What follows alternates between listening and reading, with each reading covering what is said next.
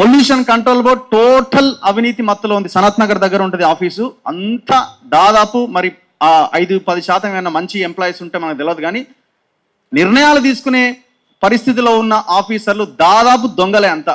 మేము ఇది ఒకటే కాదు, పొల్యూషన్ మీద రాబోయే రోజుల్లో తెలంగాణలో అత్యంత పెద్ద ప్రమాదం రాబోతున్నది. 29 ఇథనాల్ కంపెనీలు అనుమతి వచ్చి పెట్టడానికి రెడీగా ఉన్నాయి.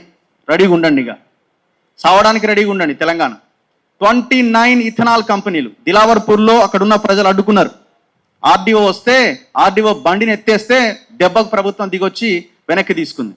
పెద్ద ధన్వాడలో కేసులు పెట్టిరు, జైళ్ల పాలు చేసిర్రు, నానా ఇబ్బందులకు గురి చేసిరు. అది అక్కడ జస్ట్ అట్లా ఆగింది, ఇంకా అది పూర్తిగా ఆగలే.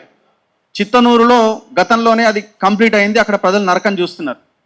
ఇంకా అట్లాంటి కంపెనీలు ఇంకొక 25 రావాల్సి ఉన్నాయి, పర్మిషన్స్ వచ్చి రెడీగా ఉన్నాయి. ఇది మనం ఆలోచించాలి.